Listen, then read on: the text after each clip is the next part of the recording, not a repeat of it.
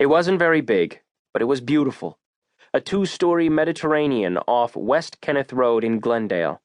The grounds were heavily landscaped, the gardens stepping down the hill to a small pool and spa in the backyard, more than just lush.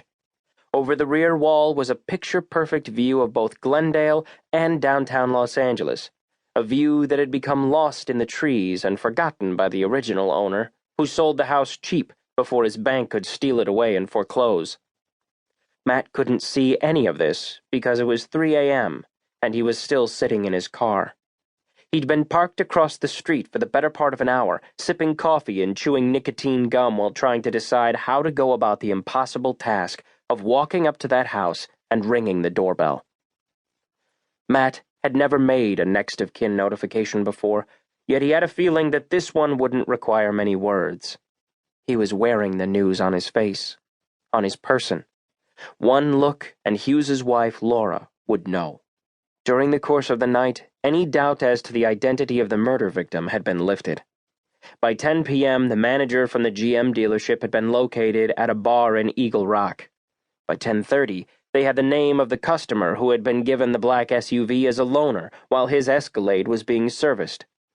An hour later, a tech from SID called from the lab to say he had brought the cell phone back to life. Matt glanced at his watch. Seconds had ticked by, not minutes, and it was still 3 a.m.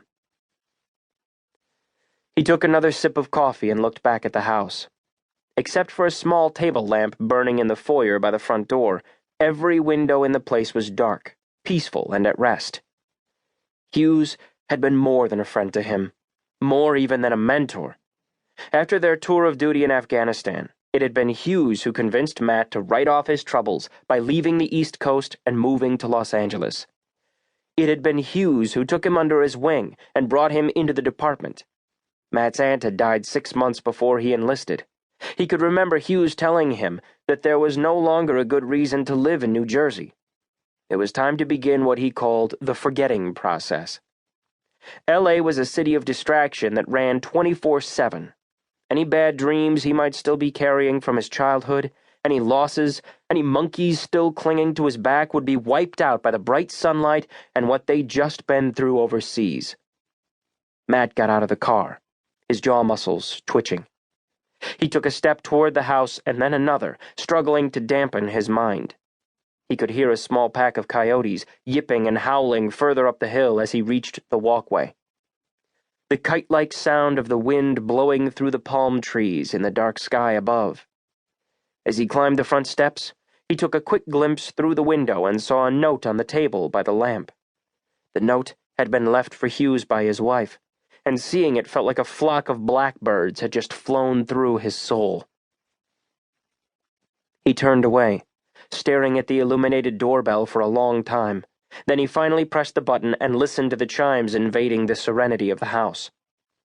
A lamp on the second floor switched on, its light spilling onto the front lawn. Looking through the window again, he waited to see Laura walk down the staircase. When several minutes passed and nothing happened, he rang the bell again and moved closer to the window so that she would be able to see his face from the landing. More time passed, nervous beats in the center of his chest, followed by quick breaths. The hallway on the second floor remained dark. Matt thought it over. It was the dead of night. She wasn't going to answer the door. He pulled out his phone, found Hughes's home number, and hit call. Laura picked up on the first ring and sounded frightened. "There's someone at the front door," she said. "There's someone trying to get into the house." Matt paused a moment. What came next was inevitable. "It's not a burglar," he said. "It's me, Laura. I just rang your doorbell." "What are you doing here? Where's Kevin? Why isn't he answering his cell phone?" "Inevitable."